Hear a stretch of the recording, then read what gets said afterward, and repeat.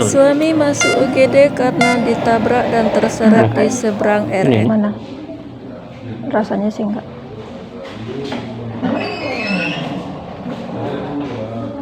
Kalau benjolan sakit? Iya. Mungkin itu aja karena kena di bench itu dikit. Tapi apa nanti di itu aja. Udah, tinggal nunggu obat.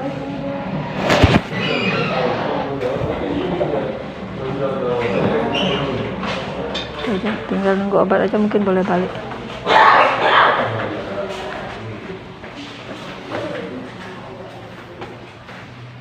Ini udah itu semua kan tersalapin ya. Udah semua dikasih salep ya.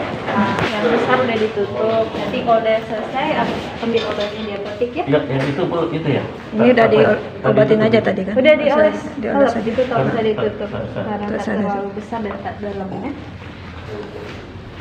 Jadi kejadiannya itu sudah Sabtu kemarin ya teman-teman, karena Pak Su itu sebenarnya ada acara dari PMB di Asrama Haji Kota Batam. Nah, dia tuh mengarah akan pulang untuk menghadiri acara Walimatul Urs atau resepsi pernikahan, dan dia itu akan mengisi acara di situ. Jadi dia mau pulang. Ternyata di perjalanan itu pas di Simpang Gelail, setelah Simpang Gelail arah ke sini di seberangnya RS Gria Medika itu dia ditabrak oleh sebuah pickup yang dikendarai oleh seorang bapak-bapak yang bawa suami, istri dan anak-anaknya.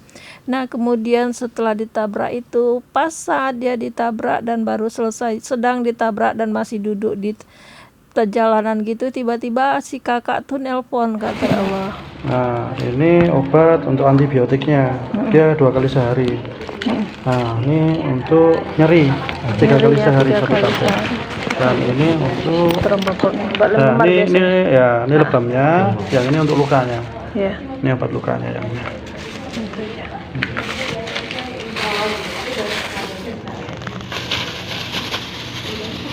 Ya, sampean itu motor kemana aja kalau di Iya, terserah di abangnya motornya aja.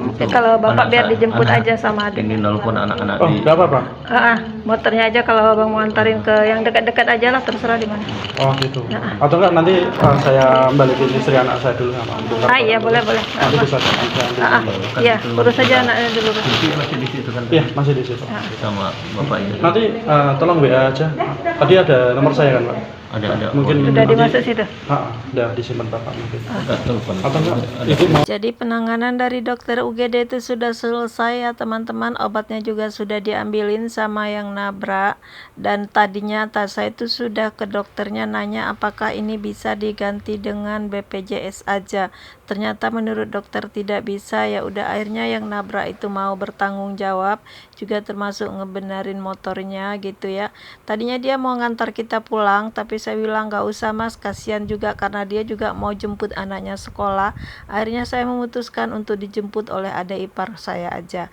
Ya udah, dia kami persilakan pulang duluan gitu ya, dan kita dijemput adik ipar saya. Nah, kejadiannya itu teman-teman pas banget saat kejadian tuh si kakak tuh ternyata tiba-tiba nelpon ayahnya. Biasalah ya, kalau si kakak tuh nelpon ayah selalu bilang, atau nelpon mamanya selalu bilang, ayah di mana atau mama di mana. Nah, selalu gitu tanyanya, nadanya itu. Pas dia telepon gitu, ayahnya angkat pas saat dia lagi di tengah jalan di aspal sedang duduk jatuh kena tabrak gitu katanya kan. Akhirnya si kakak tuh dan nangis-nangis nelpon saya. Saya kirain ayahnya yang sudah ngasih tahu dia, ternyata dia yang nelpon ayahnya, dan saya memang dikasih tahu suami saat dia sudah di rumah sakit. Nah, si masnya itu berkali-kali balik lagi mohon maaf, dan itu ya teman-teman, ya namanya juga musibah, nggak ada yang menyangka hal ini bakalan terjadi. Kita sudah layakan ikhlas aja. Tuh anak saya ditabrak itu, yang nabrak tuh langsung bilang, pokoknya kalau ibu mau diantar saya antar katanya, tapi untuk bantu ibu untuk bayar ini dan itu saya nggak punya uang bu. Ya udah, kita juga akhirnya yang bayar sendiri, tapi yang ini dia mau bayarin ya. Saudara, kita ucapkan aja semoga kebaikannya menjadi sebuah balasan kebaikan juga buat beliau ya. Sekali lagi kita juga mohon maaf banget, kejadian ini tentu saja tidak ada yang diinginkan dan tidak ada yang menginginkan hal ini terjadi.